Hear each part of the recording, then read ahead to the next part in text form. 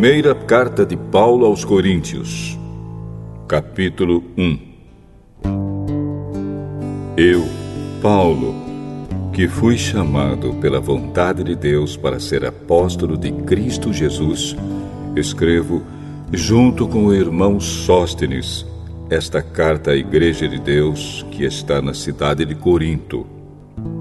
Escrevo a todos os que, pela sua união com Cristo Jesus, foram chamados para pertencerem ao povo de Deus. Esta carta é também para aqueles que em todos os lugares adoram o nosso Senhor Jesus Cristo, Senhor deles e nosso. Que a graça e a paz de Deus, o nosso Pai, e do Senhor Jesus Cristo estejam com vocês. Eu sempre agradeço ao meu Deus por causa da graça que Ele tem dado a vocês por meio de Cristo Jesus. Por estarem unidos com Cristo Jesus, vocês foram enriquecidos em tudo, tanto no dom de anunciar o Evangelho, como no dom da sabedoria espiritual. A mensagem a respeito de Cristo está tão firme em vocês, que vocês não têm deixado de receber nenhum dom espiritual enquanto esperam a vinda do nosso Senhor Jesus Cristo. Cristo vai conservá-los firmes até o fim, para que no dia da volta do nosso Senhor Jesus Cristo, vocês não tenham culpa de nada. Deus é fiel e chamou vocês para que vivam em união com o seu Filho Jesus Cristo, o nosso Senhor.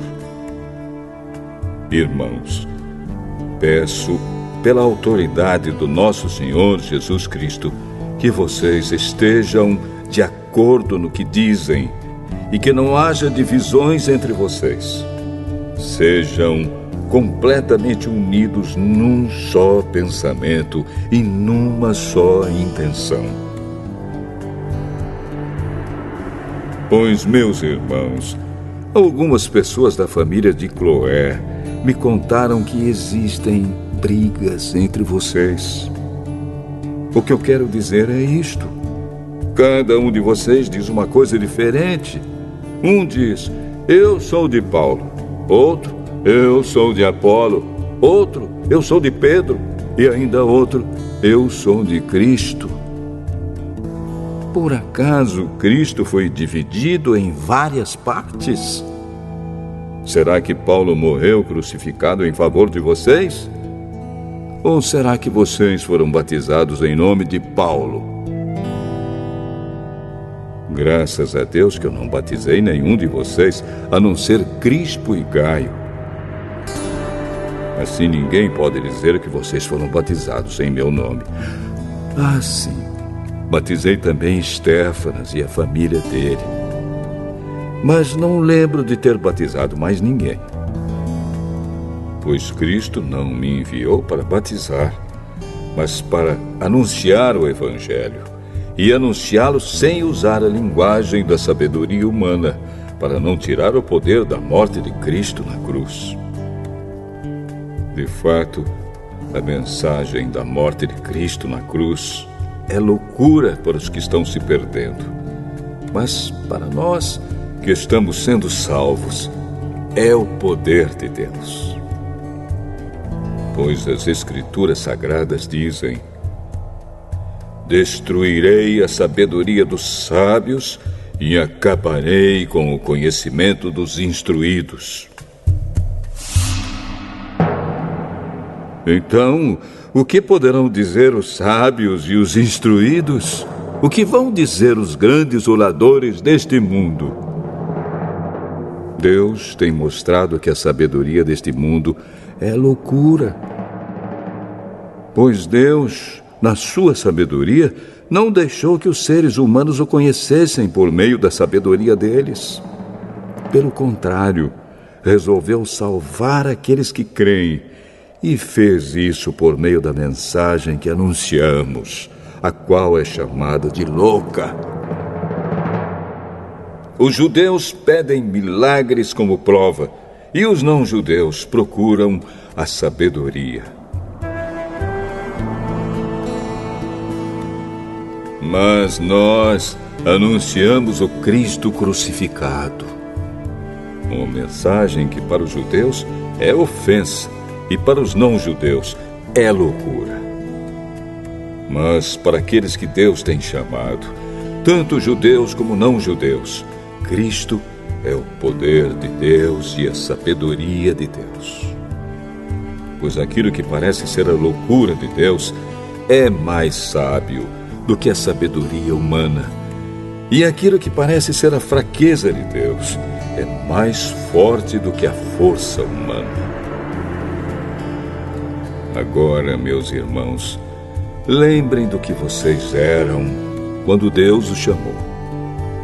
Do ponto de vista humano, poucos de vocês eram sábios ou poderosos ou de famílias importantes. Para envergonhar os sábios, Deus escolheu aquilo que o mundo acha que é loucura. E para envergonhar os poderosos, Ele escolheu o que o mundo acha fraco. Para destruir o que o mundo pensa que é importante, Deus escolheu aquilo que o mundo despreza, acha humilde e diz que não tem valor. Isso quer dizer que ninguém pode ficar orgulhoso, pois sabe que está sendo visto por Deus. Porém, Deus uniu vocês com Cristo Jesus e fez com que Cristo seja a nossa sabedoria.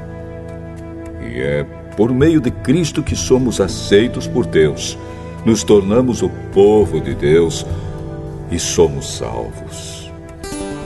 Portanto, como as Escrituras Sagradas dizem, quem quiser se orgulhar, que se orgulhe daquilo que o Senhor faz.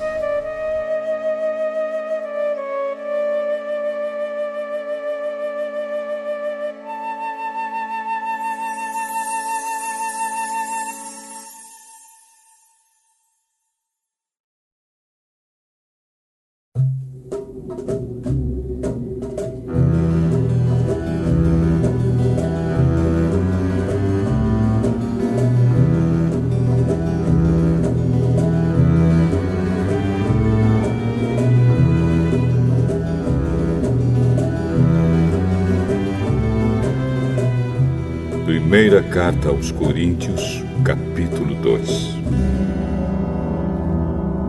Meus irmãos, quando fui anunciar a vocês a verdade secreta de Deus, não usei muitas palavras nem grande sabedoria, porque quando estive com vocês, resolvi esquecer tudo, a não ser Jesus Cristo e principalmente a sua morte na cruz.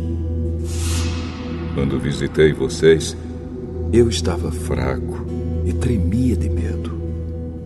O meu ensinamento e a minha mensagem não foram dados com a linguagem da sabedoria humana, mas com provas firmes do poder do Espírito de Deus. Portanto, a fé que vocês têm não se baseia na sabedoria humana, mas no poder de Deus.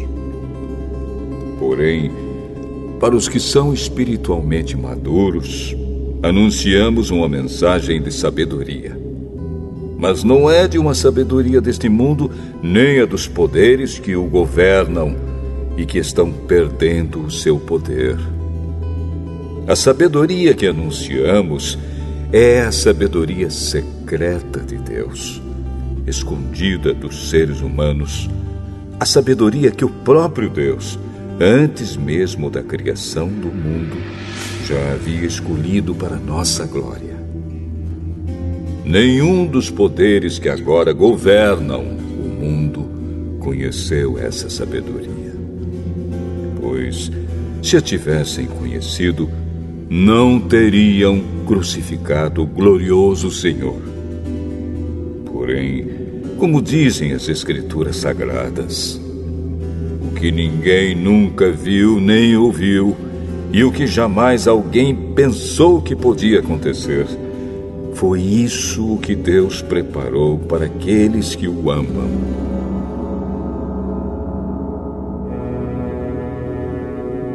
Mas foi a nós que Deus, por meio do Espírito, revelou o seu segredo. O Espírito Santo examina tudo, até mesmo os planos mais profundos e escondidos de Deus. Quanto ao ser humano, somente o Espírito que está nele é que conhece tudo a respeito dele. E quanto a Deus, somente o seu próprio Espírito conhece tudo a respeito dele. Não foi o Espírito deste mundo que nós recebemos, mas o Espírito mandado por Deus, para que possamos entender tudo o que Deus nos tem dado. Portanto, quando falamos, nós usamos palavras ensinadas pelo Espírito de Deus e não palavras ensinadas pela sabedoria humana. Assim explicamos as verdades espirituais aos que são espirituais.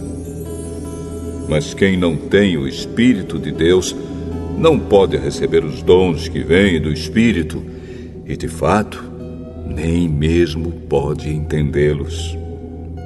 Essas verdades são loucura para essa pessoa, porque o sentido delas só pode ser entendido de modo espiritual. A pessoa que tem o Espírito Santo pode julgar o valor de todas as coisas, porém ela mesma não pode ser julgada por ninguém. Como dizem as Escrituras Sagradas, quem pode conhecer a mente do Senhor? Quem é capaz de lhe dar conselhos? Mas nós pensamos como Cristo pensa.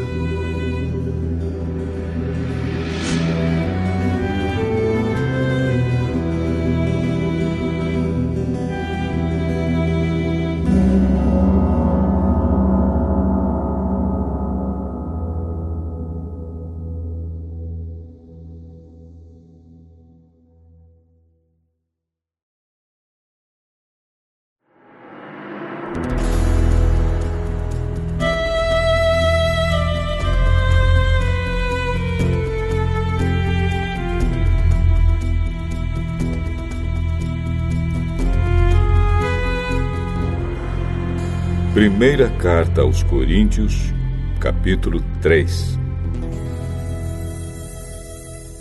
Na verdade, irmãos, eu não pude falar com vocês como costumo fazer com as pessoas que têm o Espírito de Deus. Tive de falar com vocês como se vocês fossem pessoas do mundo, como se fossem crianças na fé cristã. Tive de alimentá-los com leite e não com comida forte, pois vocês não estavam prontos para isso. E ainda não estão prontos, porque vivem como se fossem pessoas deste mundo. Quando existem ciumeiras e brigas entre vocês, será que isso não prova que vocês são pessoas deste mundo e fazem o que todos fazem? Quando alguém diz, eu sou de Paulo, e outro, eu sou de Apolo, será que assim não estão agindo como pessoas deste mundo? Afinal de contas, quem é Apolo? E quem é Paulo? Somos somente servidores de Deus, e foi por meio de nós que vocês creram no Senhor. Cada um de nós faz o trabalho que o Senhor lhe deu para fazer. Eu plantei, e Apolo regou a planta, mas foi Deus quem a fez crescer. De modo que não importa nem o que planta, nem o que rega, mas sim Deus, que dá o crescimento. Pois não existe diferença entre a pessoa que planta e a pessoa que rega. Deus dará a recompensa de acordo com o trabalho que cada um tiver feito. Porque nós somos companheiros de trabalho no serviço de Deus e vocês são o terreno no qual Deus faz o seu trabalho. Vocês são também o edifício de Deus. Usando o dom que Deus me deu, eu faço o trabalho de um construtor competente. Ponho o alicerce e outro constrói em cima dele. Porém, cada um deve construir com cuidado. Porque Deus já pôs Jesus Cristo como o único alicerce, e nenhum outro alicerce pode ser colocado. Alguns usam ouro ou prata ou pedras preciosas para construírem em cima do alicerce. E ainda outros usam madeira ou capim ou palha. O dia de Cristo vai mostrar claramente a qualidade do trabalho de cada um. Pois o fogo daquele dia mostrará o trabalho de cada pessoa. O fogo vai mostrar e provar a verdadeira qualidade do trabalho. Se aquilo que alguém construir em cima do alicerce resistir ao fogo, então o construtor receberá a recompensa. Mas se o trabalho de alguém for destruído pelo fogo, então esse construtor perderá a recompensa. Porém, ele mesmo será salvo, como se tivesse passado pelo fogo para se salvar.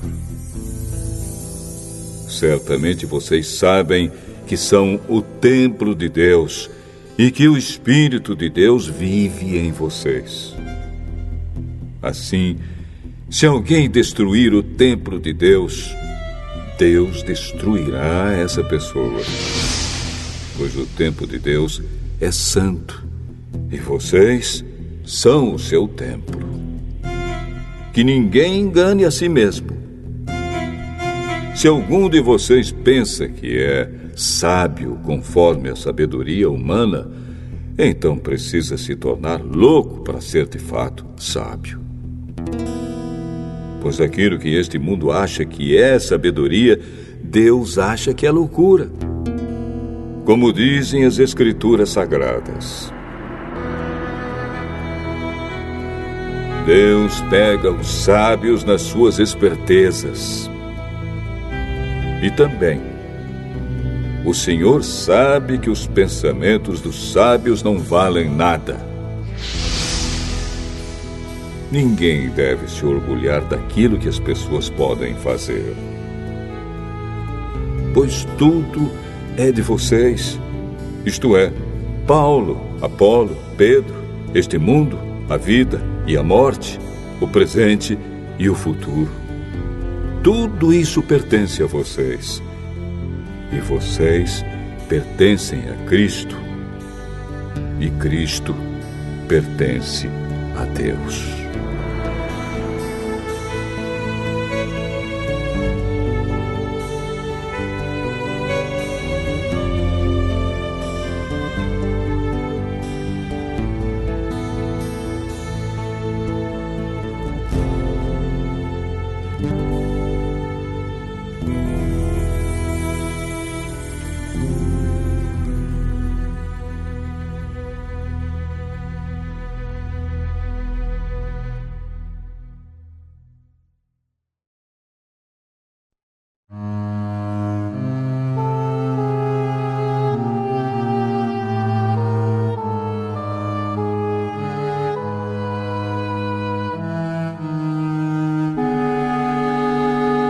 Primeira Carta aos Coríntios, capítulo 4. Vocês nos devem tratar como servidores de Cristo, que foram encarregados de administrar a realização dos planos secretos de Deus. O que se exige de quem tem essa responsabilidade é que seja fiel ao seu Senhor. Mas para mim não tem a menor importância ser julgado por vocês ou por um tribunal humano. Eu não julgo nem a mim mesmo. A minha consciência está limpa Mas isso não prova que sou, de fato, inocente. Quem me julga é o Senhor. Portanto, não julguem ninguém antes da hora. Esperem o julgamento final, quando o Senhor vier.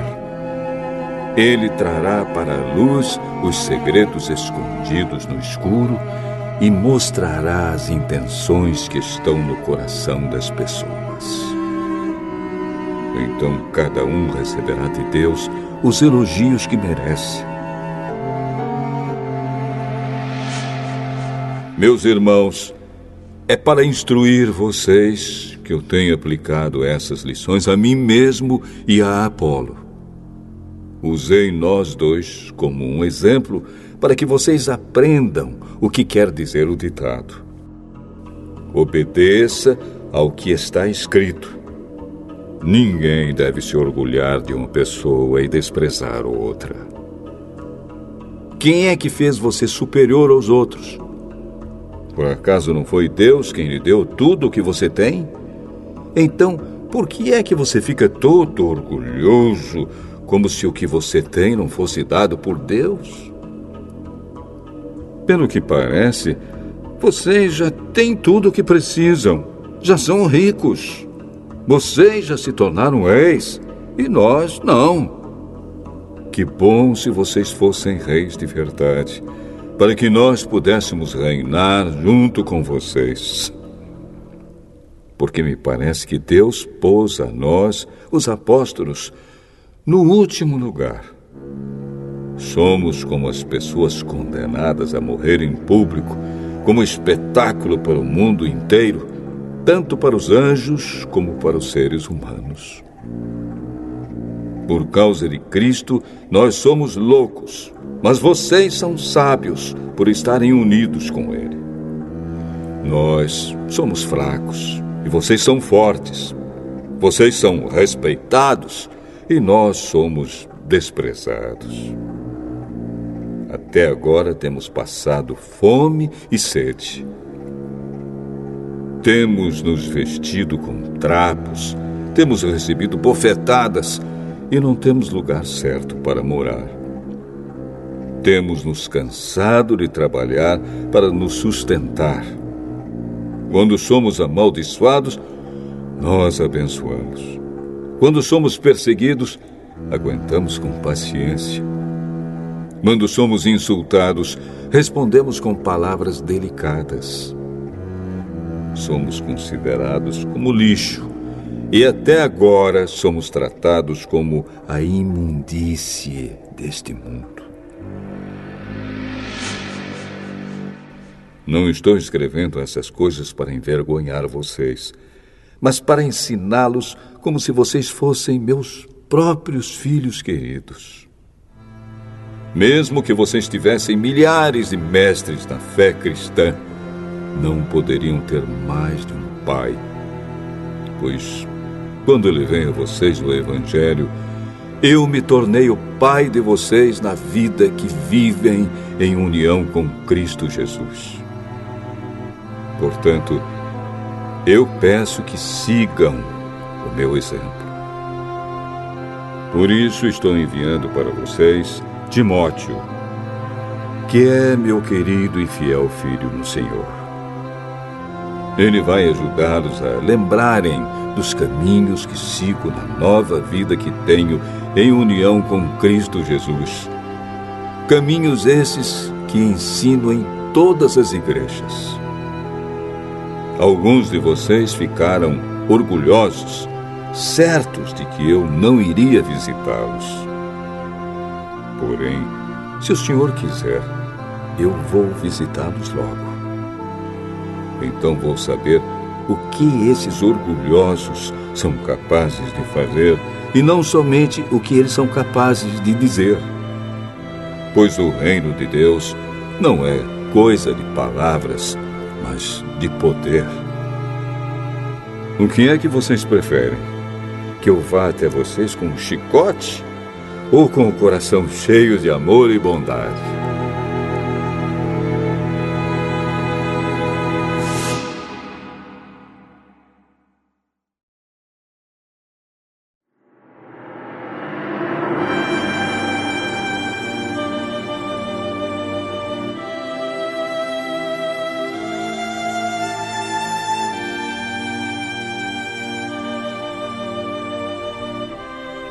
Primeira carta aos Coríntios, capítulo 5. Agora estão dizendo que há entre vocês uma imoralidade sexual tão grande que nem mesmo os pagãos seriam capazes de praticar. Fiquei sabendo que certo homem está tendo relações com a própria madrasta. Como é que vocês podem estar tão orgulhosos? Pelo contrário, vocês deviam ficar muito tristes e expulsar do meio de vocês quem está fazendo uma coisa dessas. Quanto a mim, ainda que não esteja presente aí pessoalmente, estou com vocês em espírito. E agindo como se eu estivesse aí, já julguei, pela autoridade do nosso Senhor Jesus, o homem que está fazendo essa coisa horrível. Quando vocês se reunirem, estarei com vocês em espírito. Então, pelo poder do nosso Senhor Jesus, que estará presente conosco, entreguem esse homem a Satanás, para que o seu corpo seja destruído, mas o seu espírito seja salvo no dia do Senhor. Não está certo que vocês estejam orgulhosos. Vocês conhecem aquele ditado: um pouco de fermento fermenta toda a massa. Joguem fora o velho fermento do pecado para ficarem completamente puros. Aí vocês serão como massa nova e sem fermento, como vocês, de fato, já são. Porque a nossa festa da Páscoa está pronta, agora que Cristo, o nosso Cordeiro da Páscoa, já foi oferecido em sacrifício. Então, vamos comemorar a nossa Páscoa, não com o pão que leva fermento, o fermento velho do pecado e da imoralidade, mas com o pão sem fermento, o pão da pureza e da verdade.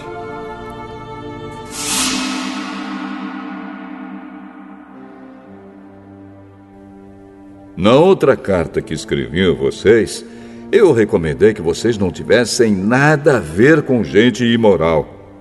Eu não quis dizer que neste mundo vocês devem ficar separados dos pagãos que são imorais, avarentos, ladrões ou que adoram ídolos.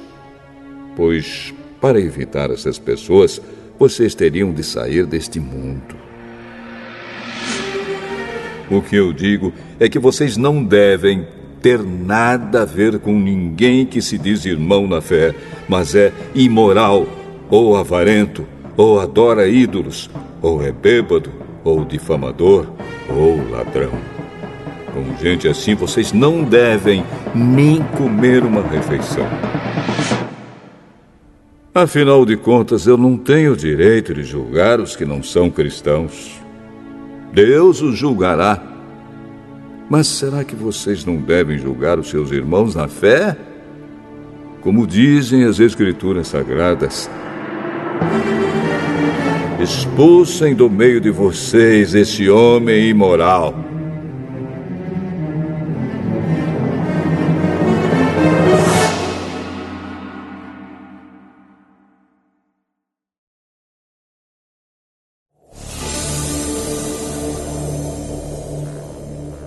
Primeira carta aos Coríntios, capítulo 6. Quando algum de vocês tem uma queixa contra um irmão na fé, como se atreve a pedir justiça a juízes pagãos, em vez de pedir ao povo de Deus que resolva o caso? Será que vocês não sabem que o povo de Deus julgará o mundo? Então, se vocês vão julgar o mundo, será que não são capazes de julgar essas coisas pequenas? Por acaso vocês não sabem que nós julgaremos até mesmo os anjos? Muito mais, então, devemos julgar as coisas desta vida. Portanto, se surgir alguma questão dessas, será que vocês vão procurar pessoas que são desprezadas na igreja para julgarem esses casos? Que vergonha! Será que entre vocês não existe alguém com bastante sabedoria para resolver uma questão entre irmãos? É claro que existe. Mas o que acontece é que um irmão em Cristo leva ao tribunal a sua queixa contra outro irmão e deixa que juízes pagãos julguem o caso. Só o fato de existirem questões entre vocês já mostra que vocês estão falhando completamente. Não seria melhor aguentar a injustiça? Não seria melhor ficar com o prejuízo? Pelo contrário, vocês cometem injustiça e roubam e fazem isso tudo contra os seus próprios irmãos. Vocês sabem que os maus não terão parte no reino de Deus. Não se enganem, pois os imorais, os que adoram ídolos, os adúlteros, os homossexuais, os ladrões, os avarentos, os bêbados, os caluniadores e os assaltantes não terão parte no reino de Deus. Alguns de vocês eram assim, mas foram lavados do pecado, separados para pertencer a Deus e aceitos por Ele, por meio do Senhor Jesus Cristo e pelo Espírito do nosso Deus. Alguém vai dizer: eu posso fazer tudo o que quero. Pode sim, mas nem tudo é bom para você. Eu poderia dizer: posso fazer qualquer coisa, mas não vou deixar que nada me escravize. Outro vai dizer: o alimento existe para o estômago e o estômago existe para o alimento. Sim, mas Deus acabará com os dois. O nosso corpo não existe para praticar a imoralidade, mas para servir o Senhor. E o Senhor cuida do nosso corpo. Pelo seu poder, Deus ressuscitou o Senhor e também nos ressuscitará. Será que vocês não sabem que o corpo de vocês faz parte do corpo de Cristo? Será que eu vou pegar uma parte do corpo de Cristo e fazer com que ela seja parte do corpo de uma prostituta? É claro que não. Ou será que vocês não sabem que o homem que se une com uma prostituta se torna uma só pessoa com ela? As Escrituras Sagradas afirmam: os dois se tornam uma só pessoa. Porém, quem se une com o Senhor se torna espiritualmente uma só pessoa com Ele. Fujam da imoralidade sexual. Qualquer outro pecado que alguém comete não afeta o corpo, mas a pessoa que comete imoralidade sexual peca contra o seu próprio corpo. Será que vocês não sabem que o corpo de vocês é o templo do Espírito Santo que vive em vocês e lhes foi dado por Deus?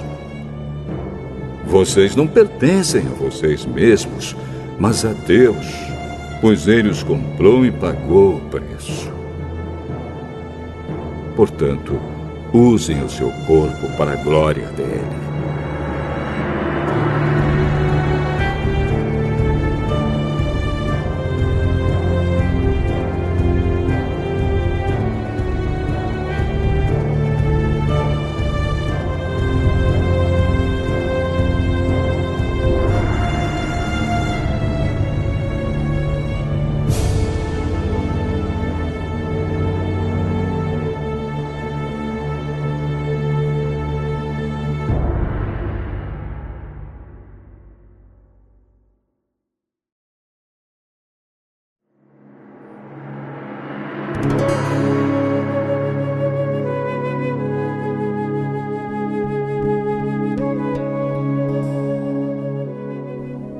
Primeira carta aos Coríntios, capítulo 7. Agora vou tratar dos assuntos a respeito dos quais vocês me escreveram. Vocês dizem que o homem faz bem em não casar. Mas eu digo, já que existe tanta imoralidade sexual, cada homem deve ter a sua própria esposa e cada mulher o seu próprio marido. O homem deve cumprir o seu dever como marido, e a mulher também deve cumprir o seu dever como esposa. A esposa não manda no seu próprio corpo. Quem manda é o seu marido. Assim também o marido não manda no seu próprio corpo. Quem manda é a sua esposa. Que os dois não se neguem um ao outro, a não ser que concordem em não ter relações por algum tempo, a fim de se dedicar à oração. Mas depois devem voltar a ter relações, a fim de não caírem nas tentações de Satanás, por não poderem se dominar.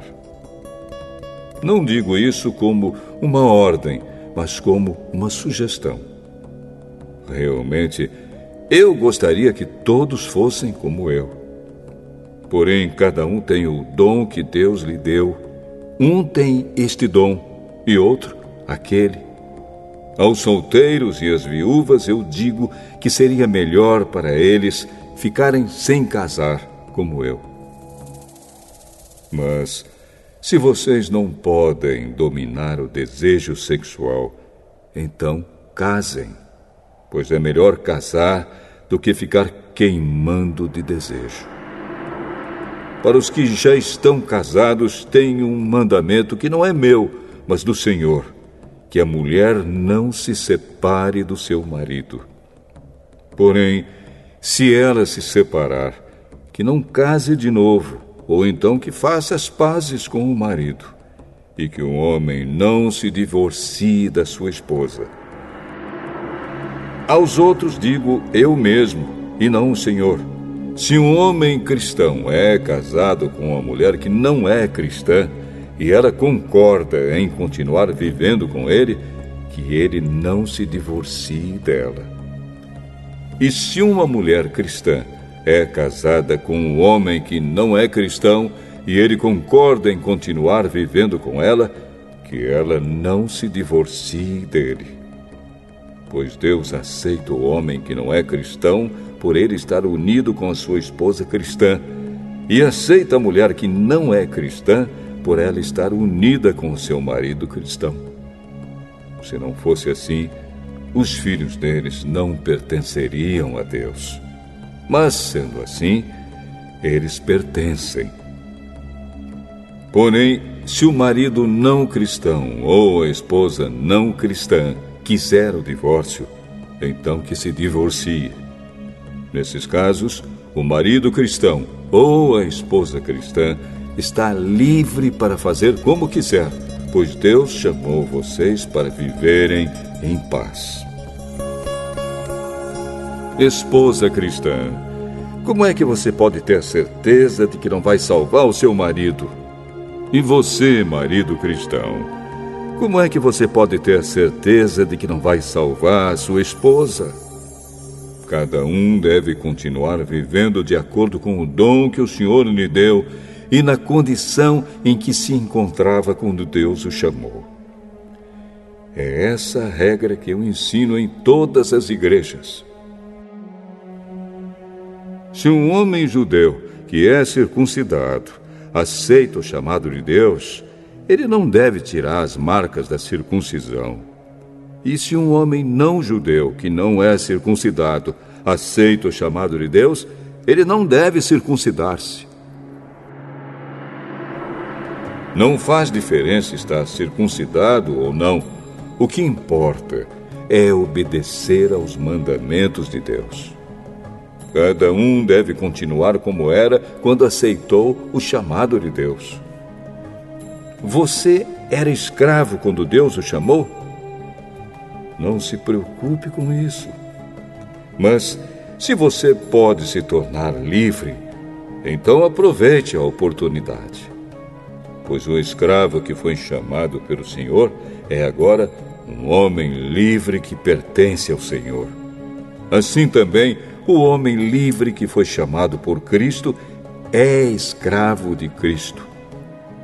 Deus comprou vocês por um preço. Portanto, não se tornem escravos de seres humanos. Irmãos, cada um deve continuar na presença de Deus, assim como era quando Deus o chamou. Para os solteiros, eu não tenho nenhum mandamento do Senhor, porém dou a minha opinião como uma pessoa que, pela misericórdia do Senhor, merece confiança. Por causa dos tempos difíceis em que vivemos, eu penso que é melhor para o homem ficar como está. Você tem esposa? Então não procure se separar dela. Você é solteiro? Então não procure esposa. Porém, se você casar, não estará cometendo pecado. E se uma moça solteira casar, também não estará cometendo pecado. Mas eu gostaria de poupar vocês dos problemas de cada dia que terão na vida de casados. Irmãos, o que eu quero dizer é isto. Não nos resta muito tempo. E daqui em diante os casados devem viver como se não tivessem casado. Os que choram, como se não estivessem chorando. Os que estão rindo, como se não estivessem rindo. Os que compram, como se não fosse deles aquilo que compraram. Os que tratam das coisas deste mundo, como se não estivessem ocupados com elas. Pois este mundo, como está agora, não vai durar muito. Eu quero livrá-los de preocupações. Um solteiro se interessa pelas coisas do Senhor porque quer agradá-lo. Mas o homem casado se interessa pelas coisas deste mundo porque quer agradar a sua esposa e por isso é puxado por duas direções diferentes. Quanto às mulheres, tanto as viúvas quanto as solteiras, elas estão interessadas nas coisas do Senhor porque querem se dedicar de corpo e alma a Ele. Mas a mulher casada se interessa pelas coisas deste mundo porque quer agradar o marido. Eu estou dizendo isso porque quero ajudá-los. Não estou querendo obrigar ninguém a nada. Pelo contrário, quero que façam o que é direito e certo e que se entreguem ao serviço do Senhor com toda a dedicação. Aos que ficaram noivos, mas resolveram não casar mais, eu digo o seguinte: se o rapaz sente que assim não está agindo certo com a sua noiva e acha que a sua paixão por ela ainda é muito forte e que devem casar, então que casem.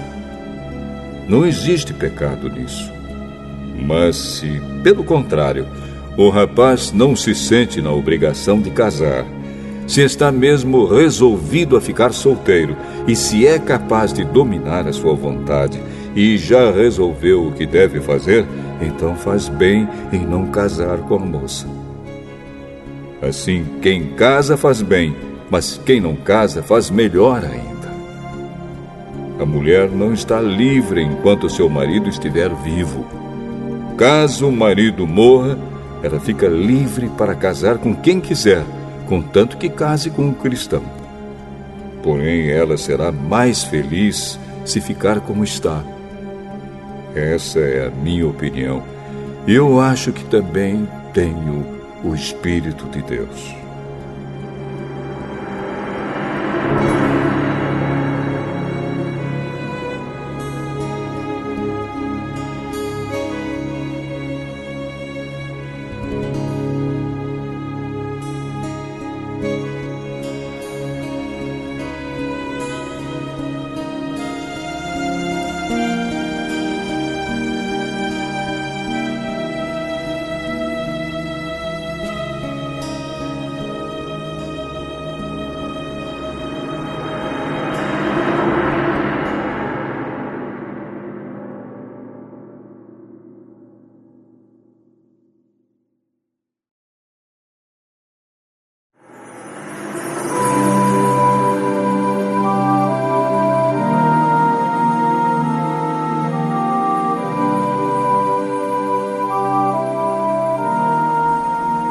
Primeira carta aos Coríntios, capítulo 8. Agora vou tratar do problema dos alimentos oferecidos aos ídolos. Na verdade, como se diz, todos nós temos conhecimento.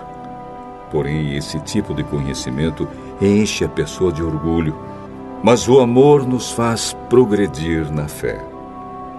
A pessoa que pensa que sabe alguma coisa ainda não tem a sabedoria que precisa. Mas quem ama a Deus é conhecido por Ele.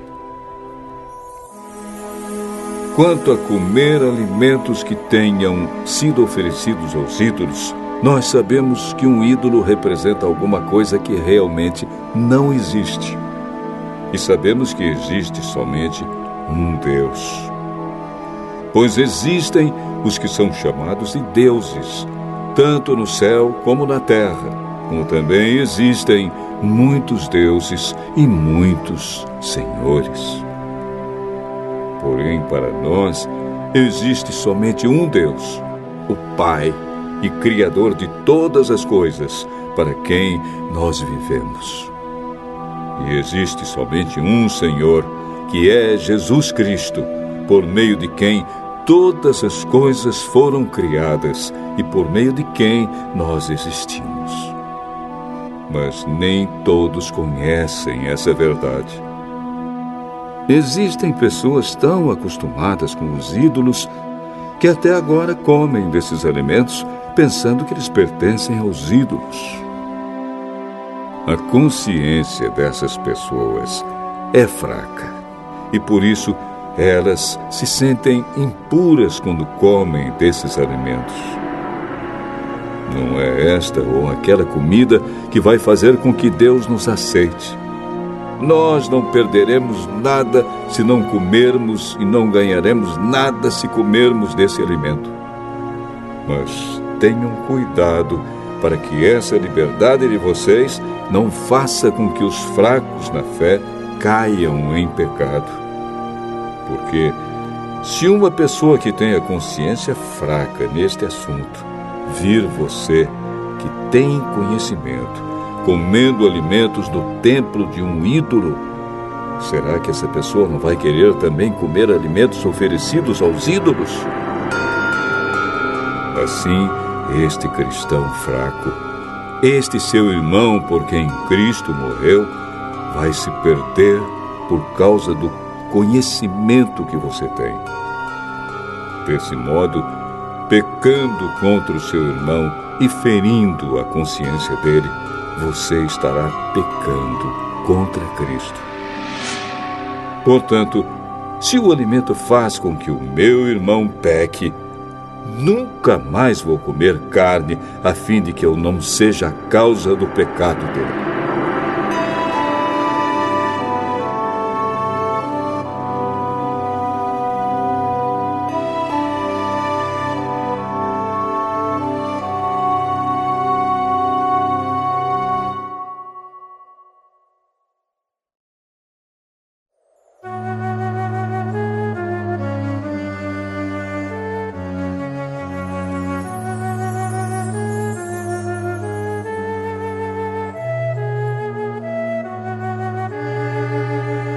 Primeira carta aos Coríntios, capítulo 9.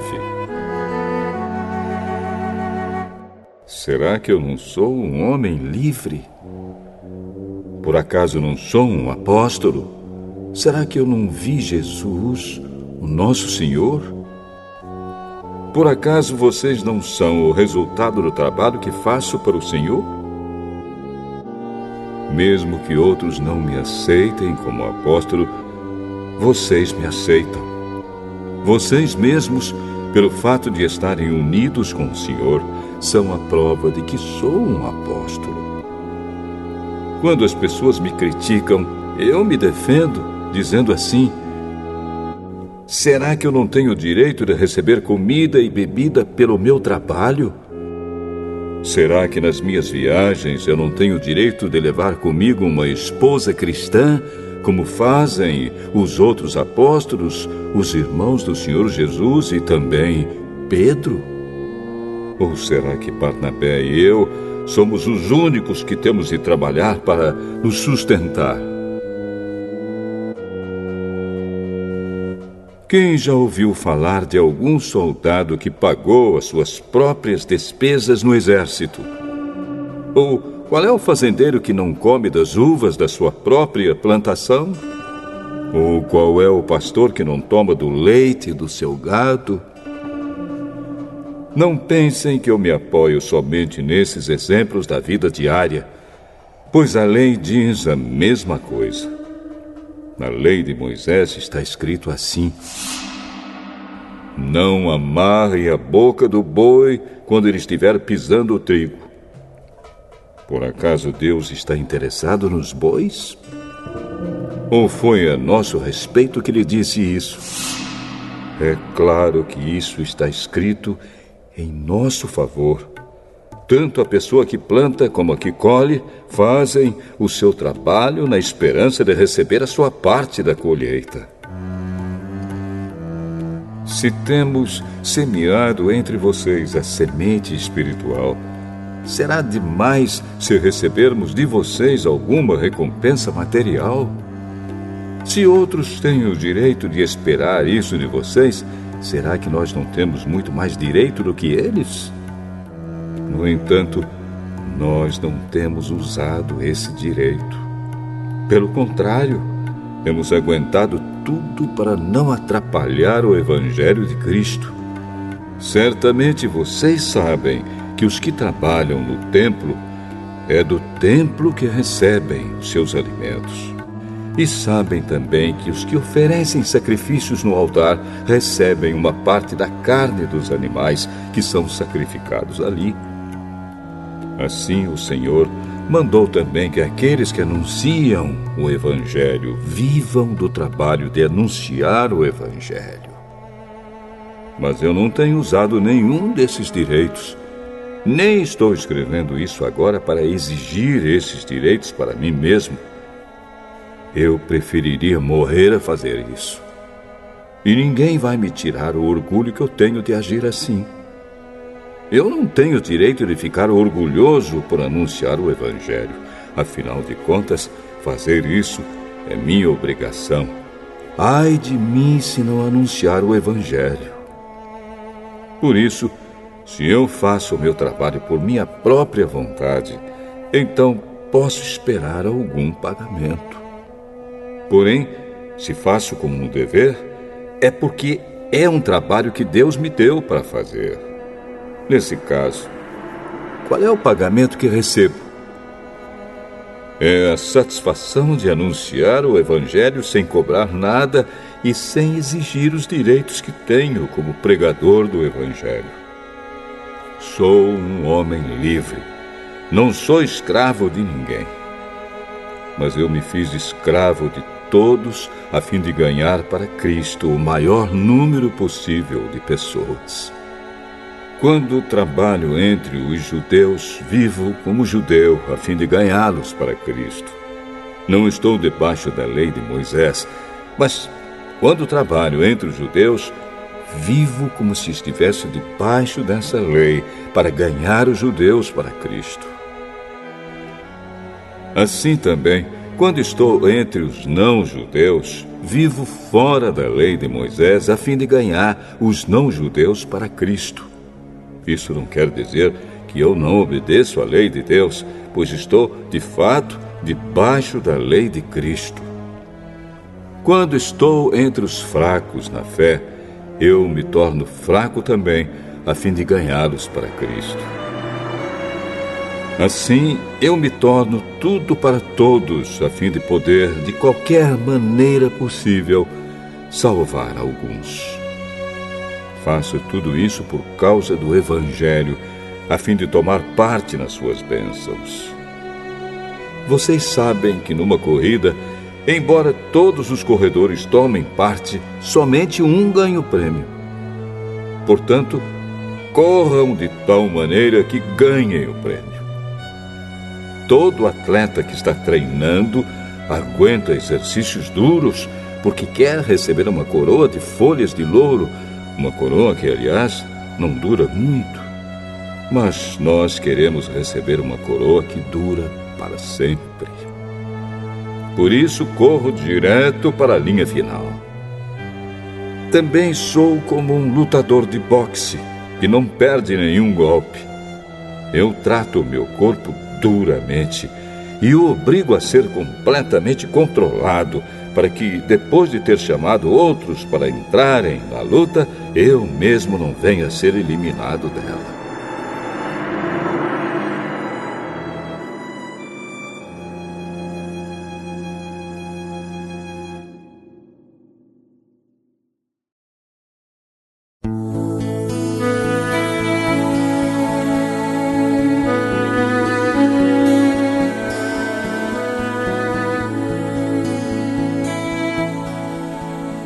Primeira carta aos Coríntios, capítulo 10.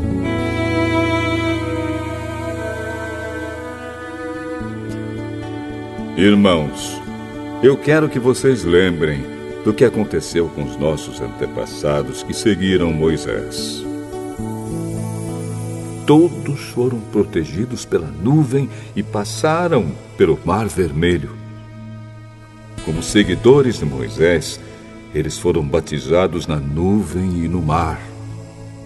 Todos comeram da mesma comida espiritual e beberam da mesma bebida espiritual, pois bebiam daquela rocha espiritual que ia com eles, e a rocha era Cristo. Mas Deus não ficou contente com a maioria deles, e por isso eles morreram, e os seus corpos ficaram espalhados no deserto. Tudo isso aconteceu a fim de nos servir de exemplo, para nós não querermos coisas más como eles quiseram, nem adorarmos ídolos como alguns deles adoraram. Como dizem as Escrituras Sagradas, o povo sentou-se para comer e beber e se levantou para se divertir. Não devemos cometer imoralidade sexual, como alguns deles fizeram. E porque eles fizeram isso, 23 mil deles caíram mortos num só dia. Não devemos pôr à prova a paciência de Cristo, como alguns deles fizeram, e por isso foram mortos pelas cobras. Vocês não devem se queixar, como fizeram alguns deles, e por isso foram destruídos pelo anjo da morte. Tudo isso aconteceu com os nossos antepassados, a fim de servir de exemplo para os outros. E aquelas coisas foram escritas a fim de servirem de aviso para nós. Pois estamos vivendo no fim dos tempos. Portanto, aquele que pensa que está de pé, é melhor ter cuidado para não cair.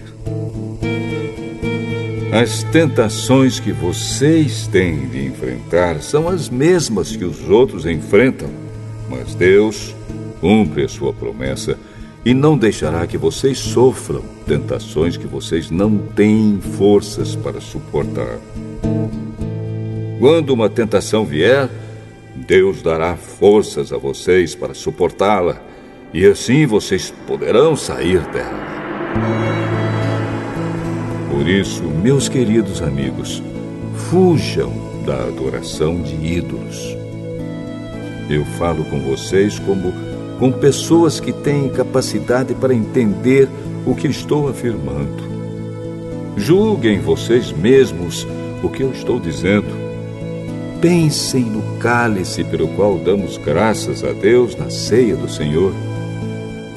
Será que quando bebemos desse cálice, não estamos tomando parte no sangue de Cristo? E quando partimos e comemos o pão, não estamos tomando parte no corpo de Cristo? Mesmo sendo muitos, todos comemos do mesmo pão, que é um só, e por isso somos um só corpo. Pensem no povo de Israel. Aqueles que comem as coisas oferecidas em sacrifícios tomam parte juntos no sacrifício que é oferecido a Deus no altar. O que é que eu quero dizer com isso? Que o ídolo ou o alimento que é oferecido a ele tem algum valor? É claro que não. O que estou dizendo é que aquilo que é sacrificado nos altares pagãos é oferecido aos demônios e não a Deus. E eu não quero que vocês tomem parte nas coisas dos demônios. Vocês não podem beber do cálice do Senhor e também do cálice dos demônios.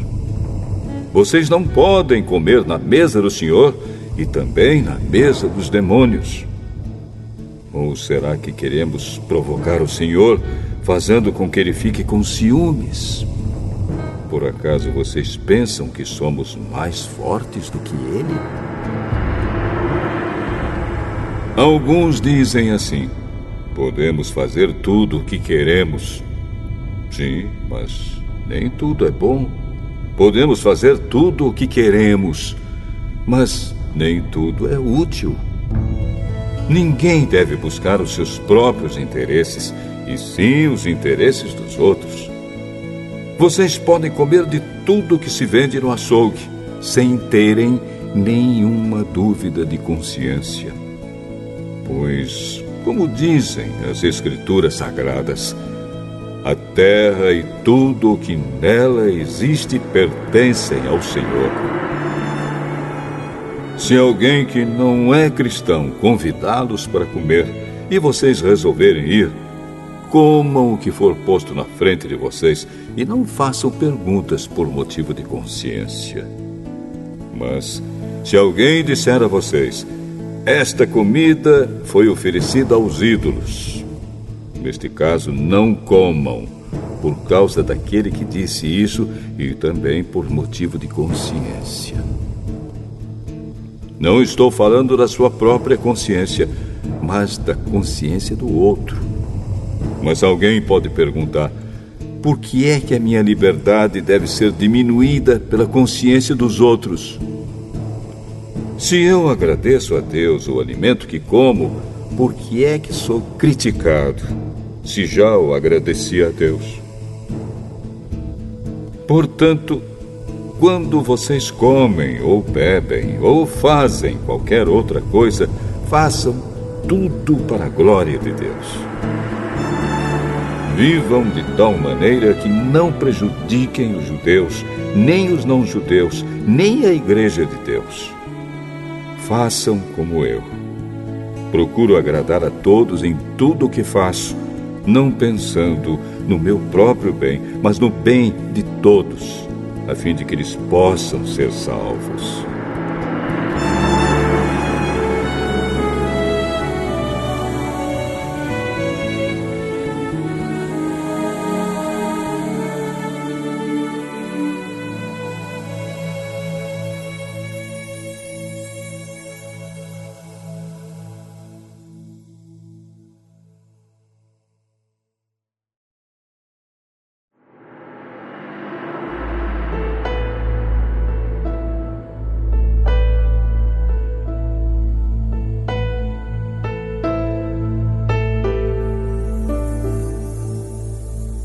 Primeira carta de Paulo aos Coríntios, capítulo 11.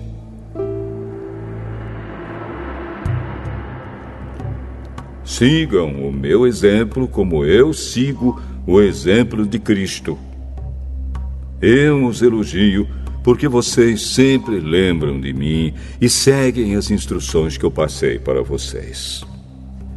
Mas quero que entendam que Cristo tem autoridade sobre todo marido, que o marido tem autoridade sobre a esposa e que Deus tem autoridade sobre Cristo. Se um homem cobre a cabeça quando ora ou anuncia a mensagem de Deus nas reuniões de adoração, ele está ofendendo a honra de Cristo. E se uma mulher não cobre a cabeça quando ora ou anuncia a mensagem de Deus nas reuniões de adoração, ela está ofendendo a honra do seu marido. Nesse caso, não há nenhuma diferença entre ela e a mulher que tem a cabeça rapada. Se a mulher não cobre a cabeça, então é melhor que ela corte o cabelo de uma vez. Já que é vergonhoso para a mulher rapar a cabeça ou cortar o cabelo, então ela deve cobrir a cabeça. O homem não precisa cobrir a cabeça, pois ele reflete a imagem e a glória de Deus. Mas a mulher reflete a glória do homem, pois o homem não foi feito da mulher, mas a mulher foi feita do homem. O homem não foi criado por causa da mulher, mas sim a mulher por causa do homem. Portanto, por causa dos anjos, a mulher deve pôr um véu na cabeça para mostrar que está debaixo da autoridade do marido. No entanto, por estarmos unidos com o Senhor, nem a mulher é independente do homem, nem o homem é independente da mulher. Porque assim como a mulher foi feita do homem, assim também o homem nasce da mulher. E tudo vem de Deus. Julguem vocês mesmos. Será que é certo que, num culto de adoração, a mulher ore a Deus sem estar com a cabeça coberta? Pois a própria natureza ensina que o cabelo comprido é uma desonra para o homem. Mas para a mulher, o cabelo comprido é motivo de orgulho. O cabelo foi dado a ela para lhe servir de véu. Mas, se alguém quer discutir sobre esse assunto, o que eu posso dizer é que nem nós, nem as igrejas de Deus temos outro costume nas reuniões de adoração. Nas instruções que agora vou dar a vocês, eu não posso elogiá-los, pois as suas reuniões de adoração fazem mais mal do que bem. Para começar, me contaram que nessas reuniões há grupos de pessoas que estão brigando. E eu creio que, em parte, isso é verdade. Não há dúvida de que é preciso haver divisões entre vocês para que fique claro quem são os que estão certos. Quando vocês se reúnem, não é a ceia do Senhor que vocês comem, pois na hora de comer, cada um trata de tomar a sua própria refeição. E assim, enquanto uns ficam com fome, outros chegam até a ficar bêbados. Por acaso vocês não têm as suas próprias casas onde podem comer e beber? Ou será que preferem desprezar a igreja de Deus e envergonhar os que são pobres? O que é que vocês esperam que eu lhes diga? Querem que os elogie? É claro que não vou elogiá-los. Porque eu recebi do Senhor este ensinamento que passei para vocês. Que o Senhor Jesus, na noite em que foi traído, pegou o pão e deu graças a Deus. Depois partiu o pão e disse: Isto é o meu corpo, que é entregue em favor de vocês. Façam isto em memória de mim. Assim também, depois do jantar, ele pegou o cálice e disse: Este cálice é a nova aliança feita por Deus com o seu povo. Aliança que é garantida pelo meu sangue. Cada vez que vocês beberem deste cálice, façam isso em memória de mim. De maneira que cada vez que vocês comem deste pão e bebem deste cálice, estão anunciando a morte do Senhor até que Ele venha. Por isso, aquele que comer do pão do Senhor ou beber do seu cálice de modo que ofenda a honra do Senhor, estará pecando contra o corpo e o sangue do Senhor. Portanto, que cada um examine a sua consciência e então coma do pão e beba do cálice. Pois A pessoa que comer do pão ou beber do cálice sem reconhecer que se trata do corpo do Senhor, estará sendo julgada ao comer e beber para o seu próprio castigo. É por isso que muitos de vocês estão doentes e fracos, e alguns já morreram. Se examinássemos primeiro a nossa consciência, nós não seríamos julgados pelo Senhor. Mas somos julgados e castigados pelo Senhor para não sermos condenados junto com o mundo. Portanto, meus irmãos, quando vocês se reunirem para a ceia do Senhor, esperem uns pelos outros. E se alguém estiver com fome, que coma em casa, para que Deus não castigue vocês por causa dessas reuniões. Os outros assuntos eu resolverei quando chegar aí.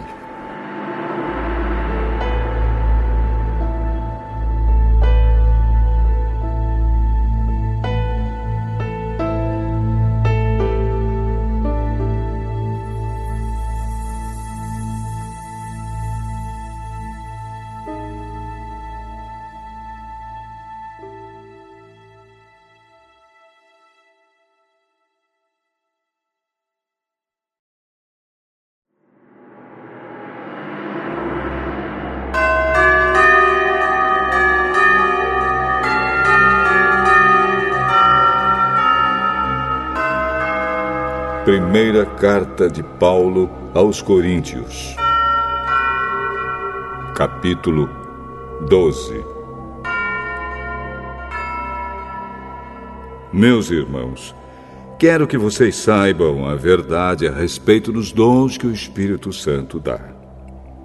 Vocês sabem que, quando ainda eram pagãos, vocês eram desviados de várias maneiras para a adoração dos ídolos, os quais não têm vida. Por isso precisam compreender que ninguém que diz que Jesus seja maldito pode estar falando pelo poder do Espírito de Deus, e que ninguém pode dizer Jesus é Senhor, a não ser que seja guiado pelo Espírito Santo. Existem tipos diferentes de dons espirituais, mas é um só e o mesmo Espírito quem dá esses dons. Existem maneiras diferentes de servir, mas o Senhor que servimos é o mesmo. Há diferentes habilidades para realizar o trabalho, mas é o mesmo Deus quem dá a cada um a habilidade para fazê-lo. Para o bem de todos, Deus dá a cada um alguma prova da presença do Espírito Santo. Para uma pessoa, o Espírito dá a mensagem de sabedoria, e para outra, o mesmo Espírito dá a mensagem de conhecimento. Para uma pessoa, o mesmo Espírito dá a fé, e para outra, dá o poder de curar. Uma pessoa recebe do Espírito poder para fazer milagres, e outra recebe o dom de anunciar a mensagem de Deus. Ainda outra pessoa recebe a capacidade para saber a diferença entre os dons que vêm do Espírito e os que não vêm dele. Para uma pessoa, o Espírito dá a capacidade de falar em línguas estranhas, e para outra, ele dá a capacidade de interpretar o que essas línguas querem dizer. Porém, é um só e o mesmo Espírito quem faz tudo isso. Ele dá um tom diferente para cada pessoa, conforme ele quer. Cristo é como um corpo, o qual tem muitas partes. E todas as partes, mesmo sendo muitas, formam um só corpo. Assim também, todos nós, judeus e não judeus, escravos e livres, fomos batizados pelo mesmo Espírito para formar um só corpo. E a todos nós foi dado de beber do mesmo Espírito. Pois o corpo não é feito de uma só parte, mas de muitas. Se o pé disser, já que não sou mão, não sou do corpo, nem por isso deixa de ser do corpo. Se o ouvido disser, já que não sou olho, não sou do corpo, nem por isso deixe de ser do corpo. Se o corpo todo fosse olho, como poderíamos ouvir?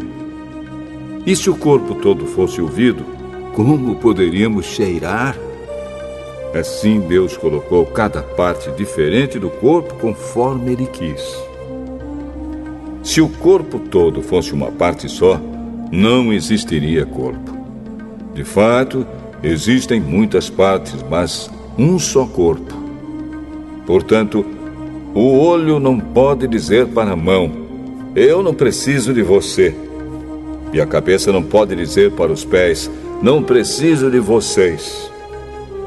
O fato é que as partes do corpo que parecem ser as mais fracas são as mais necessárias, e aquelas que achamos menos honrosas são as que tratamos com mais honra. E as partes que parecem ser feias recebem um cuidado especial que as outras mais bonitas não precisam. Foi assim que Deus fez o corpo, dando mais honra às partes menos honrosas. Desse modo, não existe divisão no corpo, mas todas as suas partes têm o mesmo interesse umas pelas outras. Se uma parte do corpo sofre, todas as outras sofrem com ela. Se uma é elogiada, todas as outras se alegram com ela. Pois bem, vocês são o corpo de Cristo, e cada um é uma parte desse corpo. Na igreja, Deus pôs tudo no lugar certo. Em primeiro lugar, os apóstolos. Em segundo, os profetas. E em terceiro, os mestres. Em seguida, pôs os que fazem milagres. Depois, os que têm o dom de curar, ou de ajudar, ou de liderar, ou de falar em línguas estranhas. Nem todos são apóstolos, ou profetas, ou mestres. Nem todos têm o dom de fazer milagres, nem de curar doenças, nem de falar em línguas estranhas, nem de explicar o que essas línguas querem dizer. Por isso, se esforcem para ter os melhores dons. Porém, eu vou mostrar a vocês o caminho que é o melhor de todos.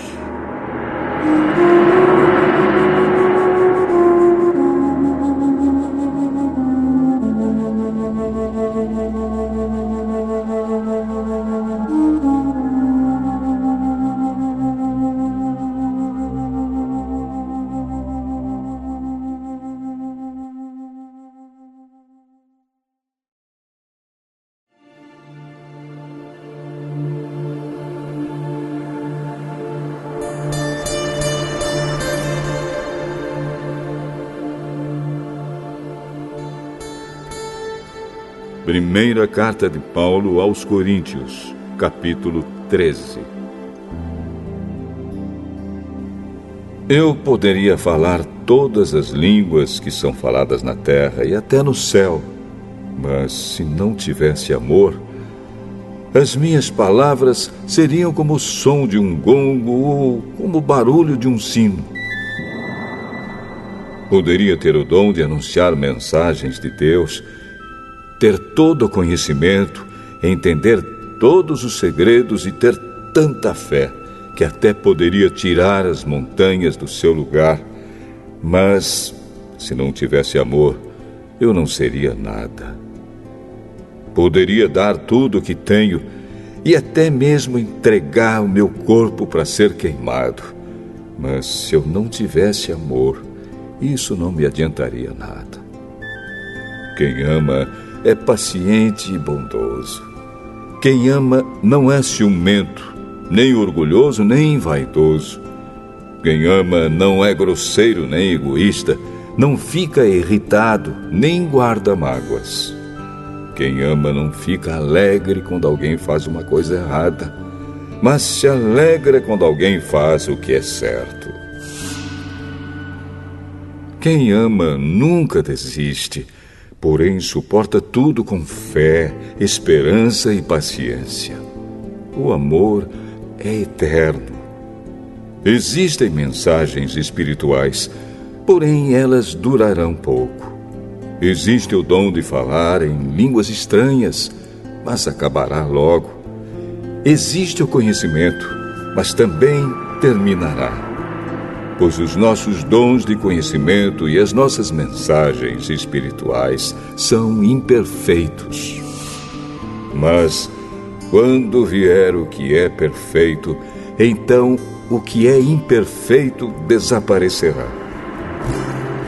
Quando eu era criança, falava como criança, sentia como criança e pensava como criança. Agora que sou adulto, parei de agir como criança. O que agora vemos é como uma imagem imperfeita num espelho embaçado, mas depois veremos face a face. Agora o meu conhecimento é imperfeito, mas depois conhecerei perfeitamente, assim como sou conhecido por Deus. Portanto, agora existem estas 3 coisas: a fé, a esperança e o amor. Porém, a maior delas é o amor.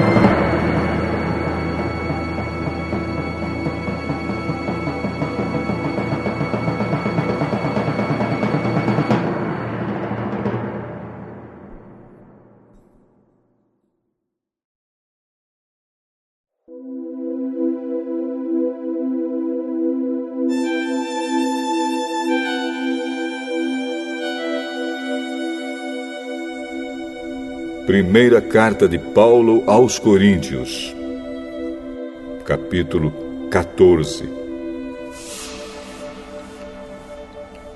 Portanto, esforcem-se para ter amor.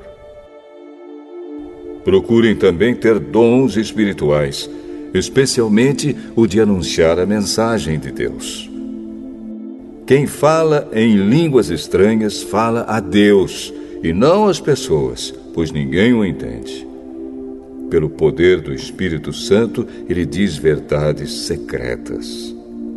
Porém, quem anuncia a mensagem de Deus fala para as pessoas, ajudando-as e dando-lhes coragem e consolo. Quem fala em línguas estranhas ajuda somente a si mesmo. Mas quem anuncia a mensagem de Deus ajuda a igreja toda. Eu gostaria que vocês todos falassem em línguas estranhas, mas gostaria ainda mais que tivessem o dom de anunciar a mensagem de Deus. Porque quem anuncia a mensagem de Deus tem mais valor do que quem fala em línguas estranhas, a não ser que esteja ali alguém que possa interpretar o que está sendo dito, para que toda a igreja seja ajudada espiritualmente. Por isso, irmãos, quando eu os visitar, que proveito vocês terão se eu lhes falar em línguas estranhas? É claro que nenhum, a não ser que leve a vocês alguma revelação de Deus, ou algum conhecimento, ou alguma mensagem inspirada, ou algum ensinamento. Por exemplo, além da voz humana, existem os instrumentos musicais, como a flauta e a harpa. Se os sons não saírem com toda clareza, como poderá alguém saber o que está sendo tocado em um ou outro desses instrumentos? Se quem toca a corneta não der um som bem claro, quem se preparará para a batalha? Assim também, como é que os outros vão entender o que vocês estão dizendo se a mensagem por meio de línguas estranhas não for clara? Vocês estariam falando para o vento. No mundo há muitas línguas diferentes, mas cada uma faz sentido. Porém, se eu não entendo a língua na qual alguém está falando comigo, então quem fala essa língua é estrangeiro para mim, e eu sou um estrangeiro para ele. Por isso, já que vocês estão com tanta vontade de ter os dons do Espírito, procurem, acima de tudo, ter os dons que fazem com que a igreja cresça espiritualmente. Portanto, quem fala em línguas estranhas deve orar, pedindo a Deus que lhe dê o dom de interpretar o que elas querem dizer. Porque se eu orar em línguas estranhas, o meu espírito, de fato, estará orando, mas a minha inteligência não tomará parte nisso. O que vou fazer então? Vou orar com o meu espírito, mas também vou orar com a minha inteligência. Vou cantar com o meu espírito, mas também vou cantar com a minha inteligência. Se você dá graças a Deus em línguas estranhas, como é que uma pessoa simples que estiver na reunião poderá dizer amém à oração de agradecimento que você fez? Ela não vai conseguir entender nada do que você está dizendo. Mesmo que a sua oração seja muito boa, essa pessoa não receberá nenhuma ajuda. Eu agradeço a Deus porque falo em línguas estranhas muito mais do que vocês. Porém, nas reuniões da igreja, prefiro dizer 5 palavras que possam ser entendidas para assim ensinar os outros, do que dizer milhares de palavras em línguas estranhas. Irmãos, não pensem como crianças. Sejam como crianças para o que é mal, mas sejam adultos no seu modo de pensar. Nas Escrituras Sagradas está escrito: por meio de pessoas que falam em línguas estranhas, eu falarei a este povo, diz o Senhor. Falarei por meio de lábios estrangeiros, mas assim mesmo meu povo não me dará atenção. Portanto, o dom de falar em línguas estranhas é um sinal de Deus para os descrentes e não para os cristãos. Mas o dom de anunciar a mensagem de Deus é um sinal para os cristãos e não para os descrentes. Imaginem que a igreja esteja reunida e todos comecem a falar em línguas estranhas. Se chegarem ali algumas pessoas simples ou descrentes, será que não vão dizer que vocês estão loucos? Mas se todos estiverem anunciando mensagens de Deus e entrar ali um descrente ou alguém que seja simples, ele vai ouvir o que vocês estão dizendo e se convencer do seu pecado. E ele será julgado pelo que ouvir. Os seus pensamentos secretos serão revelados. E ele vai se ajoelhar e adorar a Deus, dizendo: Deus está mesmo no meio de vocês. Portanto, meus irmãos, o que é que deve ser feito? Quando vocês se reúnem na igreja, um irmão tem um hino para cantar, outro, alguma coisa para ensinar, outro, uma revelação de Deus, outro, uma mensagem em línguas estranhas, e ainda outro, a interpretação dessa mensagem. Que tudo seja feito para o crescimento espiritual da igreja. Se algum de vocês falar em línguas estranhas, então que apenas 2 ou 3 falem, um depois do outro, e que alguém interprete o que está sendo dito. Mas, se não houver ninguém que possa interpretar, então fiquem calados e falem somente consigo mesmos e com Deus.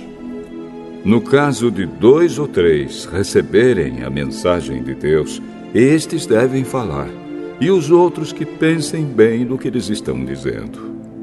Se uma outra pessoa que estiver ali sentada receber a mensagem de Deus, quem estiver falando deve se calar. Vocês todos podem anunciar a mensagem de Deus, um de cada vez, para que todos aprendam e fiquem animados. Quem fala deve controlar o dom de anunciar a mensagem de Deus, pois Deus não quer que nós vivamos em desordem, e sim em paz. Como em todas as igrejas do povo de Deus, as mulheres devem ficar caladas nas reuniões de adoração.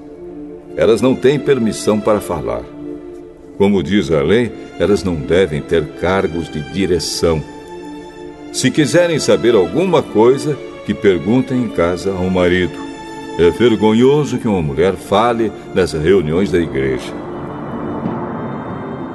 Por acaso a mensagem de Deus veio de vocês?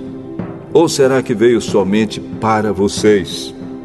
Se alguém pensa que é mensageiro de Deus ou que tem algum dom espiritual, deve saber que o que estou escrevendo é mandamento do Senhor. Mas se alguém não der atenção a isso, que ninguém dê atenção a essa pessoa. Assim, meus irmãos, procurem sempre anunciar a mensagem de Deus, mas não proíbam que se falem línguas estranhas. Portanto, façam tudo com decência e ordem.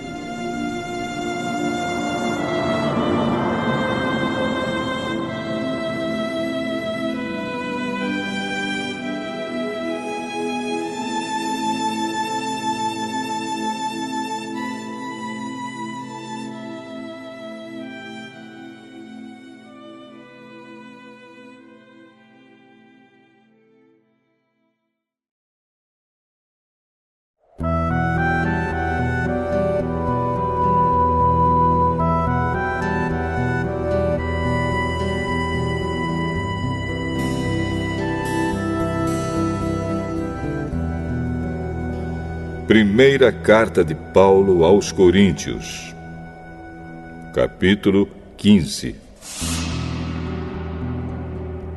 Agora, irmãos, quero que lembrem do evangelho que eu anunciei a vocês, no qual vocês aceitaram e no qual continuam firmes.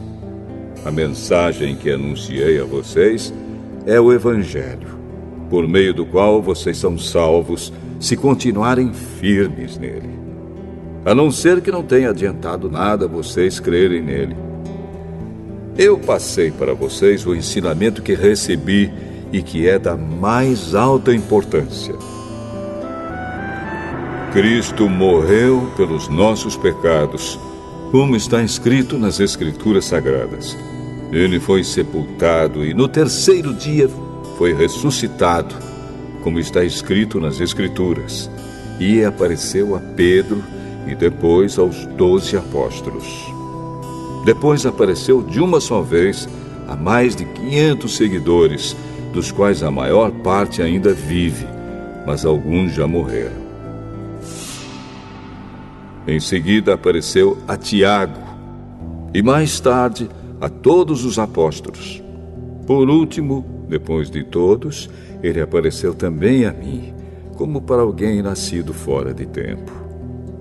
De fato, eu sou o menos importante dos apóstolos e até nem mereço ser chamado de apóstolo, pois persegui a igreja de Deus. Mas, pela graça de Deus, sou o que sou. E a graça que Ele me deu não ficou sem resultados. Pelo contrário, eu tenho trabalhado muito mais do que todos os outros apóstolos. No entanto, não sou eu quem tem feito isso, e sim a graça de Deus que está comigo. Assim, não importa se a mensagem foi entregue por mim ou se foi entregue por eles. O importante é que foi isso que todos nós anunciamos, e foi nisso que vocês creram. Se a nossa mensagem é que Cristo foi ressuscitado, como é que alguns de vocês dizem que os mortos não vão ressuscitar? Se não existe a ressurreição de mortos, então quer dizer que Cristo não foi ressuscitado. E se Cristo não foi ressuscitado, nós não temos nada para anunciar, e vocês não têm nada para crer. E mais ainda, nesse caso estaríamos mentindo contra Deus, porque afirmamos que Ele ressuscitou Cristo.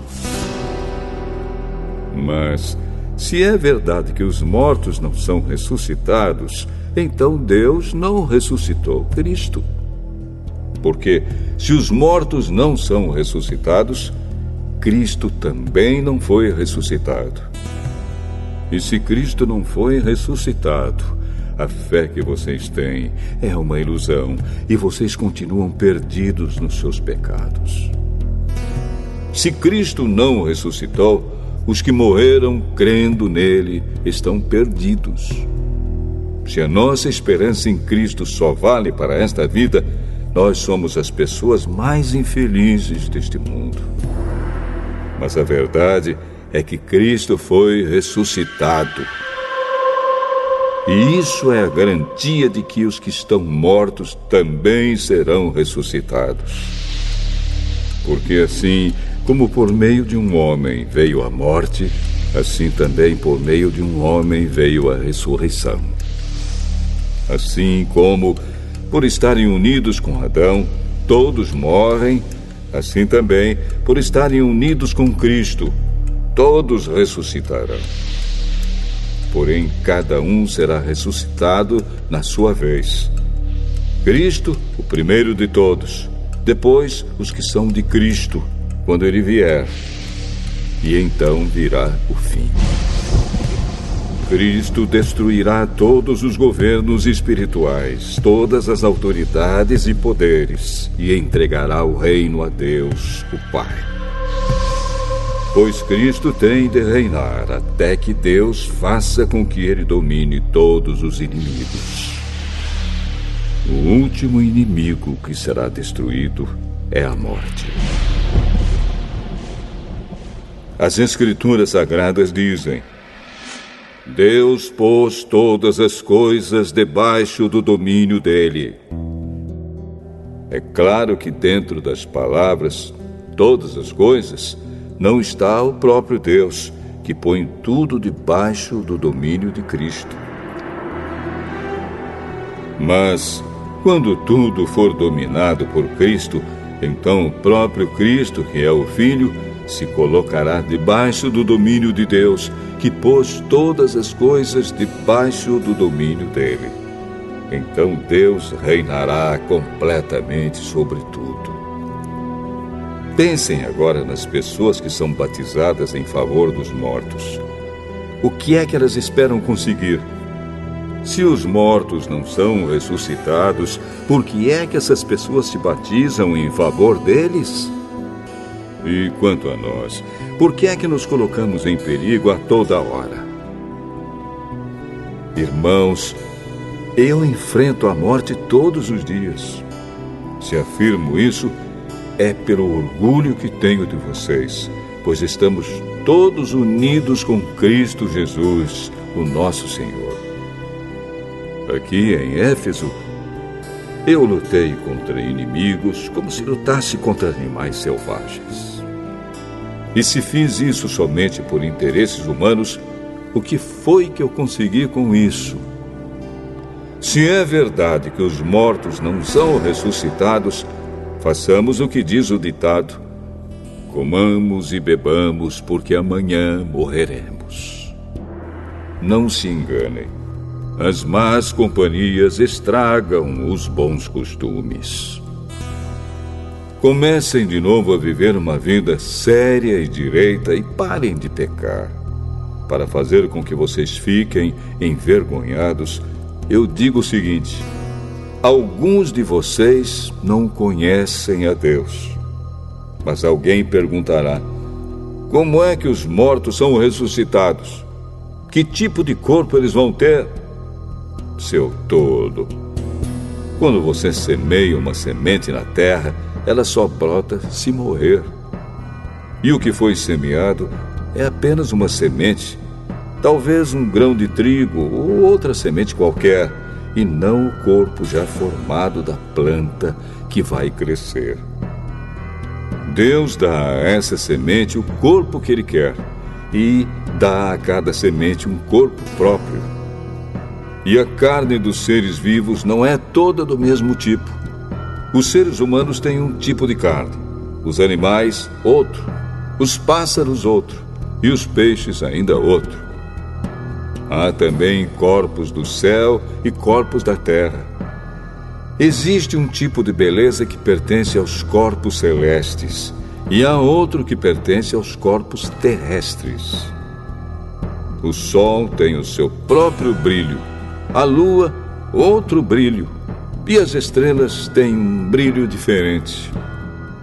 E mesmo as estrelas têm diferentes tipos de brilho. pois será assim quando os mortos ressuscitarem. Quando o corpo é sepultado, é um corpo mortal. Mas quando for ressuscitado, será imortal. Quando ele é sepultado, é feio e fraco. Mas quando for ressuscitado, será bonito e forte. Quando é sepultado, é um corpo material. Mas quando for ressuscitado, será um corpo espiritual. É claro que, se existe um corpo material, então tem de haver também um corpo espiritual. Porque as Escrituras Sagradas dizem: Adão, o primeiro homem, foi criado como ser vivo. Mas o último Adão, Jesus Cristo, é o Espírito que dá a vida. Não é o espiritual que vem primeiro, mas sim o material. Depois é que vem o espiritual. O primeiro homem foi feito do pó da terra. O segundo veio do céu.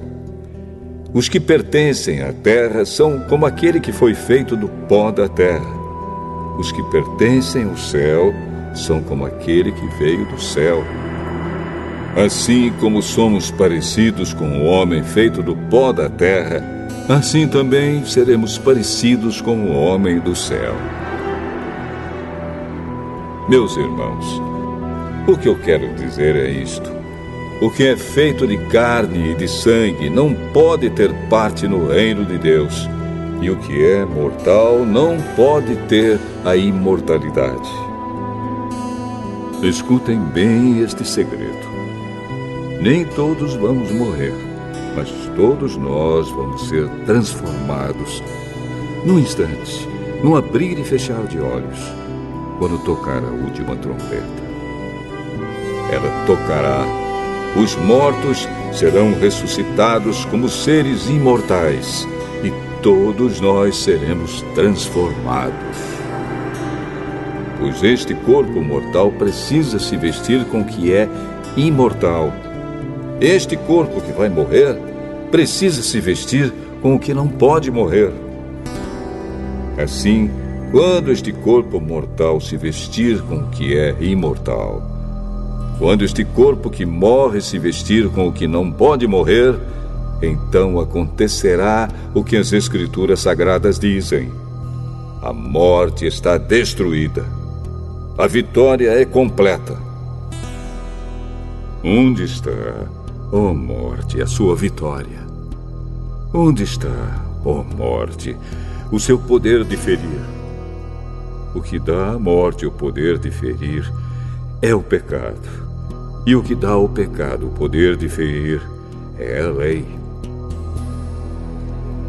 Mas agradeçamos a Deus, que nos dá a vitória por meio do nosso Senhor Jesus Cristo.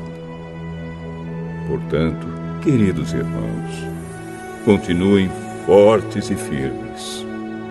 Continuem ocupados no trabalho do Senhor, pois vocês sabem que todo o seu esforço nesse trabalho sempre traz proveito.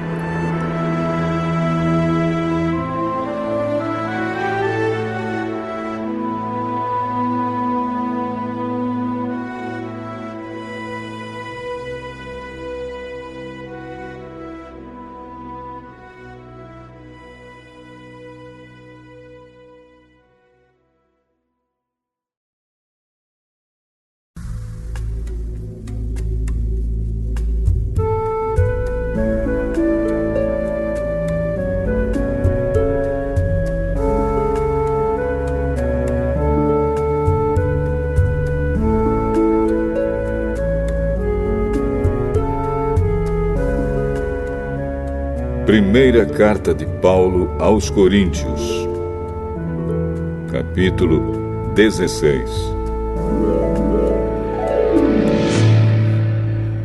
Agora vou tratar do dinheiro para ajudar o povo de Deus da Judéia.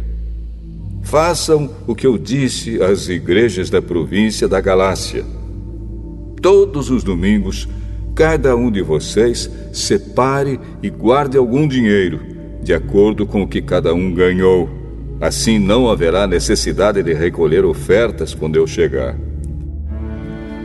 Depois que chegar, eu enviarei com cartas de apresentação aqueles que vocês escolherem para levarem a oferta até Jerusalém. Se for conveniente que eu também vá, eles farão a viagem comigo. Eu visitarei vocês depois que tiver passado pela província da Macedônia, pois vou passar por lá. Pode ser que eu fique algum tempo com vocês, talvez todo o inverno, e assim vocês poderão me ajudar a continuar a minha viagem para onde quer que eu for. Pois eu não quero ver vocês apenas de passagem. Se o Senhor permitir, espero ficar bastante tempo com vocês. Resolvi ficar aqui em Éfeso até o dia de Pentecostes, pois encontrei aqui ótimas oportunidades para um grande e proveitoso trabalho, embora muita gente esteja contra mim. Se Timóteo chegar aí, façam tudo para que ele se sinta bem entre vocês, pois assim como eu, ele também está trabalhando para o Senhor. Não deixem que ninguém o despreze. Pelo contrário, vocês devem ajudá-lo a continuar a sua viagem em paz, a fim de que ele volte para cá, pois estou esperando que ele volte junto com os outros irmãos. Quanto ao irmão Apolo, tenho recomendado muitas vezes que vá visitar vocês com os outros irmãos, mas ele acha que não deve ir agora. Ele irá na primeira oportunidade. Estejam alertas, fiquem firmes na fé, sejam corajosos, sejam fortes. Que tudo o que vocês fizerem seja feito com amor. Vocês conhecem Estéfanas e a família dele. Vocês sabem que eles foram os primeiros cristãos convertidos na província da Acaia e que eles têm se dedicado ao serviço do povo de Deus. Peço a vocês, meus irmãos, que sigam a orientação deles e dos outros que os ajudam e trabalham com eles. Eu estou alegre com a vinda de Estéfanas, de Fortunato e de Acaico, pois eles fizeram o que vocês, por estarem ausentes, não podiam fazer. Eles me animaram muito e sei que animaram vocês também. Gente como essa merece elogios. As igrejas da província da Ásia mandam saudações. Áquila e a sua esposa Priscila e a igreja que se reúne na casa deles mandam saudações cristãs a vocês. Todos os irmãos daqui mandam saudações. Cumprimentem uns aos outros com um beijo de irmão. Escrevo isto com a minha própria mão.